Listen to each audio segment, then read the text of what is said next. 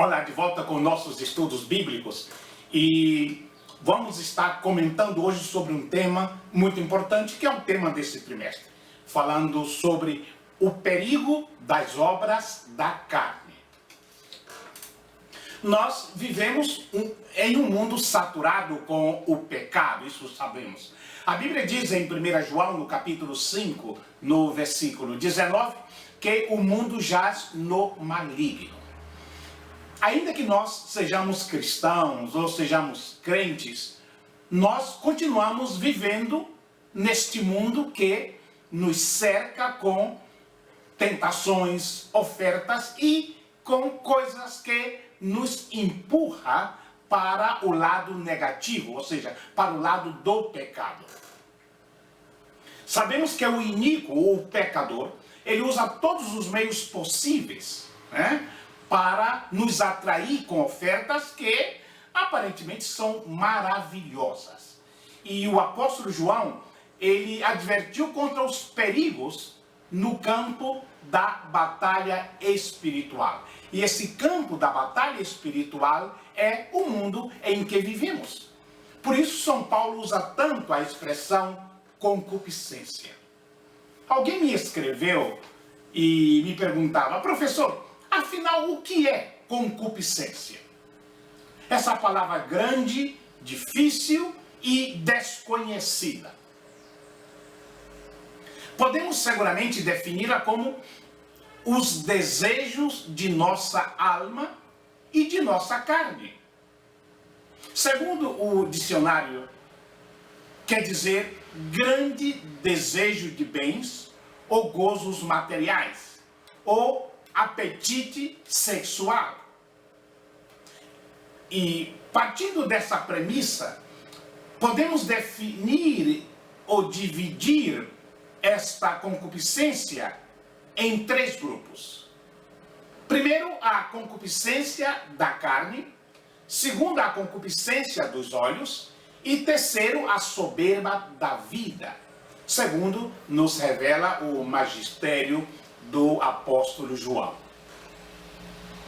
Em 1 João, no capítulo 2, no versículo 16, João nos diz: porque tudo que há no mundo, a concupiscência da carne, a concupiscência dos olhos e a soberba da vida, não são do Pai, mas do mundo. Então, essa é a explicação que nos dá o apóstolo João, já no fim da sua vida, sobre a concupiscência. Falemos então sobre a concupiscência da carne. Que vem a ser então a concupiscência da carne? Embora os desejos naturais não sejam inerentemente mal, por exemplo, a necessidade de comida, bebida, a realização sexual dentro do marco do casamento, isso não é pecado. Porém, o diabo pode usar esses desejos lícitos dentro dos seus limites para escravizar o homem. Nessa categoria de tentação, Satanás usa os desejos lícitos internos para produzir paixões carnais ilícitas. Por exemplo, a gula, a fornicação é um desses exemplos. Através da palavra de Deus, nós vemos que os israelitas, eles sucumbiram sob este tipo de pecado quando o povo assentou-se a comer e a beber e levantou-se para folgar, como Paulo escreve em 1 Coríntios capítulo 10, versículo 7, e também encontramos em Êxodo, no capítulo 32, no versículo 6. O diabo tentou a Jesus, sim, ao próprio Jesus, pela concupiscência da carne, quando ele pediu-lhe para transformar pedras em pão, conforme o texto de Mateus capítulo 4, no versículo 3. E desse ponto de vista nós notamos que muitas pessoas abrem mão de coisas boas, de promessas de Deus, pelo prazer momentâneo, pelo prazer imediato. Um grande exemplo desse tipo de mal se encontra na história de Esaú. Ele vendeu sua primogenitura a seu irmão Jacó em troca de um simples prato de guisado. E ao fazer isso, ele abdicou todas as prerrogativas inerentes ao primogênito, que era uma série de vantagens sobre os outros irmãos. Como exemplo disso, ao usar um personagem bíblico que vem da época dos patriarcas, nós notamos que isso não é algo novo, não é algo que surge agora, não é algo que surge no tempo do Novo Testamento. O texto que nós citamos como exemplo de Esaú diz: e disse Esaú a Jacó: deixa-me, peço-te, comer esse guisado vermelho, porque estou cansado. Por isso se chamou Edom. Então disse Jacó: vende-me hoje a tua primogenitura. E disse Esaú: eis que estou a ponto de morrer, para que me servirá a primogenitura? Então disse Jacó: jura-me hoje. E jurou-lhe, e vendeu a sua primogenitura a Jacó. E Jacó deu pão a Esaú e o guisado de lentilha, e ele comeu e bebeu, e levantou-se e saiu. Então desprezou Esaú a sua primogenitura. Queridos, esse texto aqui de Gênesis capítulo 25, que vai do versículo 30 ao versículo 34, ilustra claramente o tema que nós estamos abordando aqui. E nós sabemos pela história bíblica que mais tarde Esaú veio a se arrepender, mas já era tarde demais. Isso é um bom exemplo para nós de que decisões erradas concernente a coisas espirituais pode ser um caminho, muitas vezes, sem volta. Essa é a concupiscência da carne. Em segundo lugar, João nos fala da concupiscência dos olhos. A concupiscência dos olhos é tudo o que atrai exigências insaciáveis do olho. Isso abarca a cobiça, as conquistas materiais, a ambição não do ser, mas do ter. E por essa concupiscência, muitas pessoas abandonam a Deus, seus caminhos, para tornarem-se aditos, às vezes, ao trabalho como escravo, sem tempo para a família, para aproveitar o dom da vida e principalmente para dedicar tempo e disposição para as coisas de Deus. Um bom exemplo disso é Judas Iscariote, que foi um dos 12 apóstolos de Jesus. E sabemos, através da história bíblica, que apesar de ter andado com Cristo, aprendido com Cristo, visto as obras de Cristo, foi capaz de vender sua lealdade por 30 moedas. 30 moedas é o que foi calculado o valor do Salvador do mundo. Nessa categoria de tentação, nós notamos então que Satanás usa a atração externa, seja inerentemente bom, como o desejo de uma casa ou de um carro, ou inerentemente mal, como o desejo para a esposa do seu próximo, do vizinho, para produzir em nós a cobiça. No texto de Gênesis, no capítulo 3, no versículo 6, nós temos o exemplo de Eva. Nós temos o exemplo de Acã, em Josué no capítulo 7, no versículo 21. Eles sucumbiram a esse desejo de pecado quando cobiçaram o quê? O que era proibido. O diabo tentou Jesus pela concupiscência dos olhos quando ele o levou a um monte muito alto e mostrou-lhe todos os reinos do mundo e a glória deles. E disse-lhe: tudo isto te darei, se prostrado me adorares.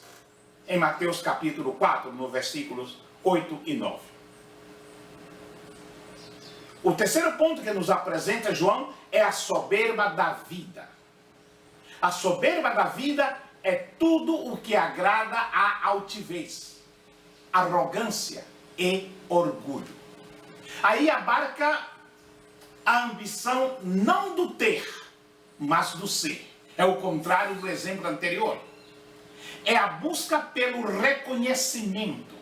Soberba, arrogância, prepotência são alguns dos frutos dessa vaidade.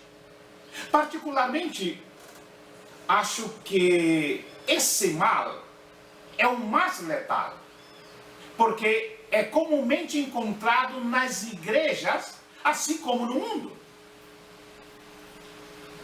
E nessa categoria de tentação, Satanás usa a contemplação para fazer com que até aqueles que conhecem a palavra de Deus caiam. Ele usa a contemplação da realização pessoal,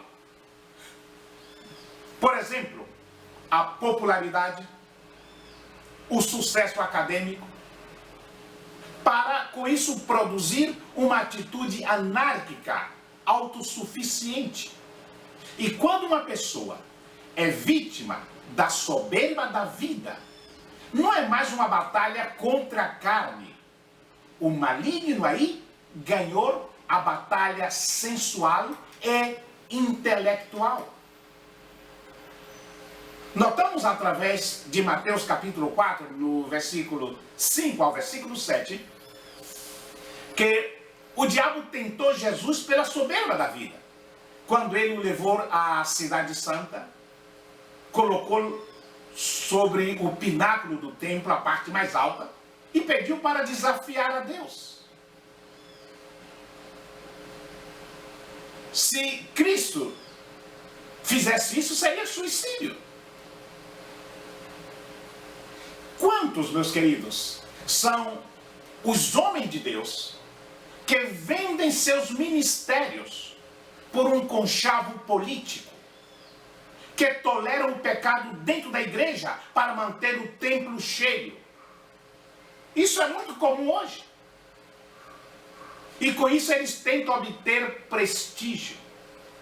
Sem contar que esse tipo de concupiscência traz também em seu bojo condutas imorais, corrupção e toda sorte de mazelas.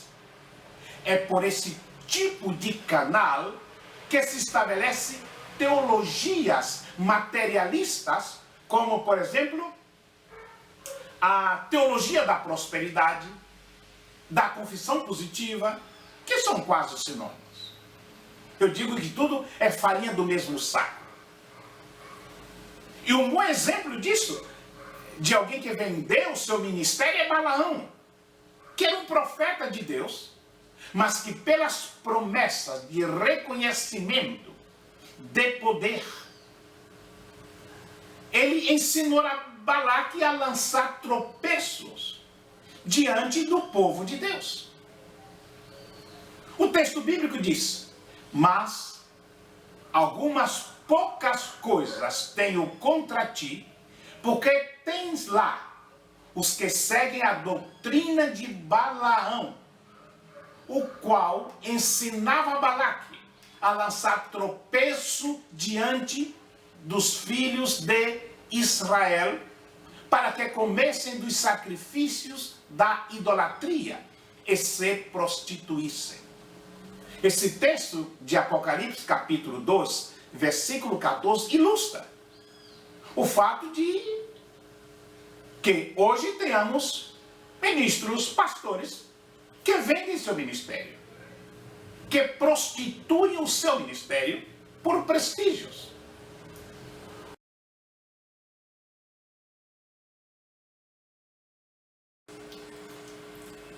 A definição que nós temos sobre carne. A palavra grega para carne, no Novo Testamento, é sarx. S-A-R-X. É um termo que, muitas vezes, pode confundir as pessoas e, geralmente, as definições que nós temos de carne no tocante à Bíblia são muito desconexas. É um termo que pode, muitas vezes, nas Escrituras, referir-se apenas ao corpo físico.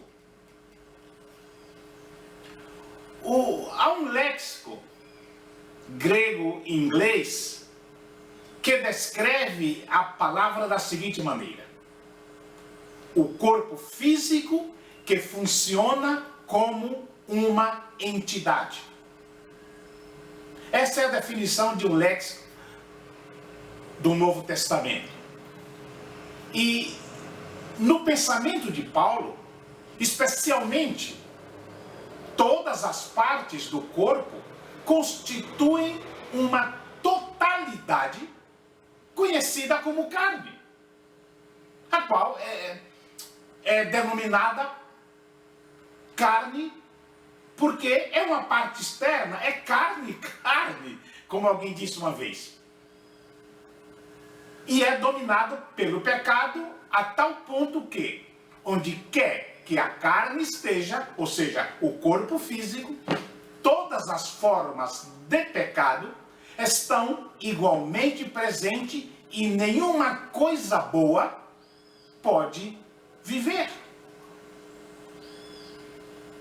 Essa definição é muito abrangente. E a Bíblia deixa claro que a humanidade não começou assim como nós temos hoje. Quando lemos a epístola do apóstolo São Paulo, nós perguntamos, mas será que sempre foi assim? Será que Deus criou um homem para que pecasse, para que desobedecesse, para que fosse o que nós vemos hoje? A Bíblia deixa muito claro que a humanidade foi criada originalmente boa e perfeita. No livro de Gênesis, no capítulo 1, os versículos 26 e 27 diz: E disse Deus, façamos o homem à nossa imagem, conforme a nossa semelhança. Criou, pois, Deus o homem à sua imagem. A imagem de Deus o criou, homem e mulher os criou. E nós dizemos, porque Deus é perfeito, e porque um efeito sempre representa a sua causa em essência, isto é, um Deus totalmente bom só pode criar coisas boas. Ou, como Jesus disse, uma árvore boa não pode produzir maus frutos. Adão e Eva, então, foram criados bons e sem pecado. Não era a figura do homem que nós temos hoje totalmente fora da vontade de Deus. Entretanto, quando Adão e Eva desobedeceram a Deus, quando eles pecaram contra Deus, sua natureza foi corrompida e esse ato foi repassado aos seus descendentes. A Bíblia diz em Gênesis capítulo 5, no versículo 3. Adão viveu 130 anos e gerou um filho à sua semelhança, conforme a sua imagem, e pôs-lhe o nome de Sete.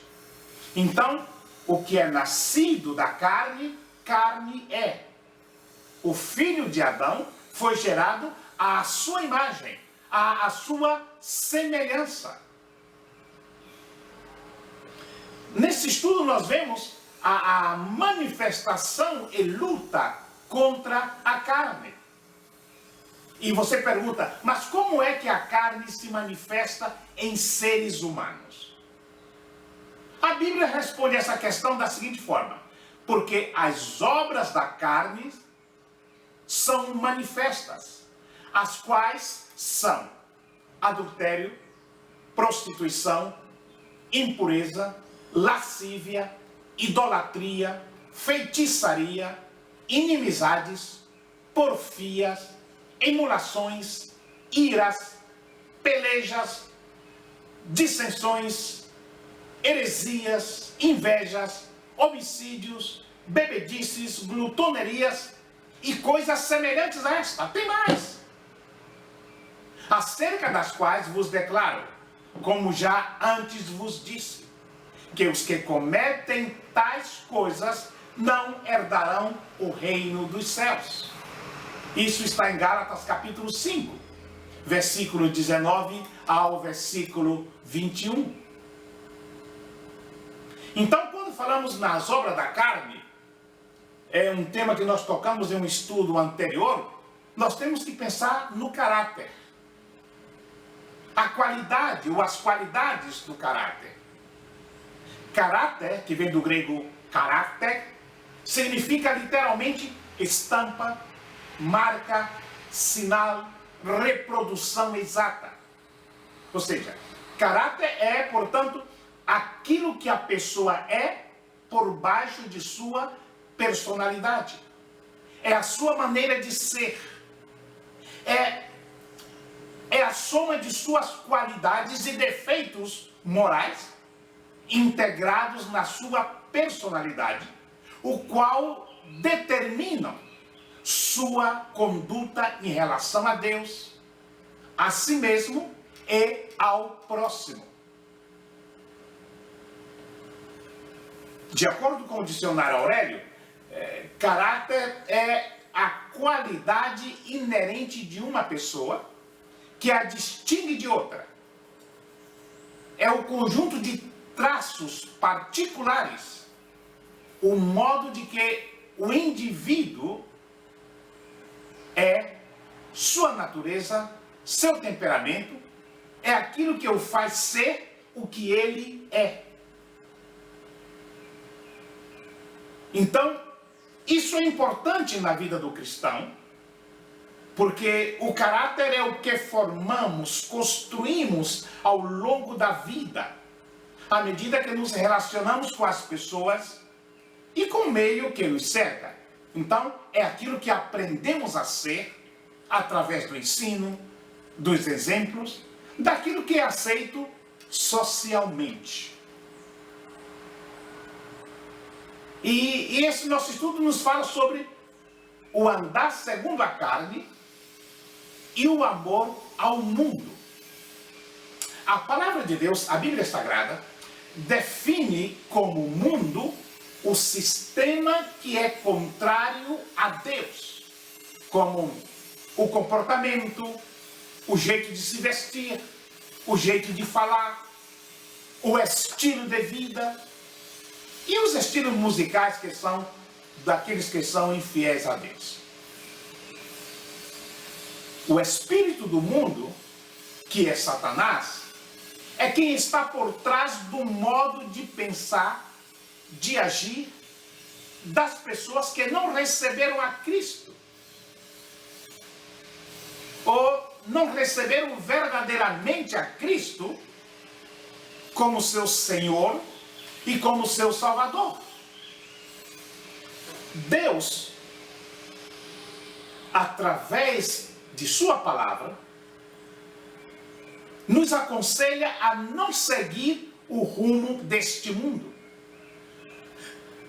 Ou seja, a não copiar o comportamento, o estilo de vida, o jeito de falar, de pensar, de vestir, dos que estão sob o domínio do espírito deste mundo.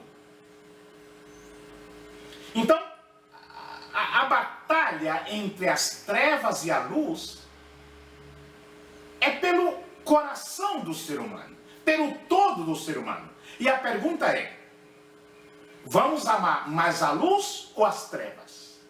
Se seguirmos o rumo deste mundo, amaremos mais as trevas. Porém, se seguimos o rumo da palavra de Deus, amaremos mais a luz. A palavra de Deus nos diz em 1 João, no capítulo 12, versículo 15: não ameis o mundo, nem o que no mundo há. Se alguém ama o mundo, o amor do Pai não está nele. O versículo 16 diz: porque tudo o que há no mundo, a concupiscência da carne, a concupiscência dos olhos e a soberba da vida, não é do Pai, mas do mundo. O versículo 17 diz: o mundo passa e a sua concupiscência, mas aquele que faz a vontade de Deus permanece para sempre. Aí vem a clássica pergunta: mas professor, se a carne é fraca, como eu vou conseguir viver a vida cristã? É comum usarmos a frase "a carne é fraca" para justificar nossas quedas, geralmente no âmbito sexual. Mas vamos dar uma olhadinha no contexto. E levando consigo Pedro e os 2 filhos de Zebedeu, começou a entristecer-se e a angustiar-se muito. Então lhes disse: a minha alma está cheia de tristeza até a morte. Ficai aqui e velai um pouco comigo.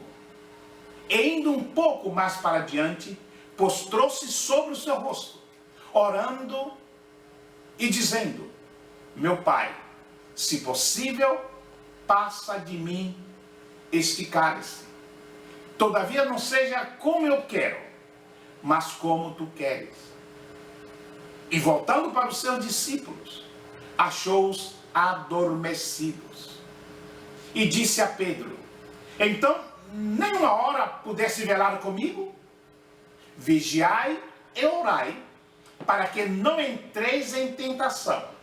Aqui vem o texto da desculpa de muitos crentes.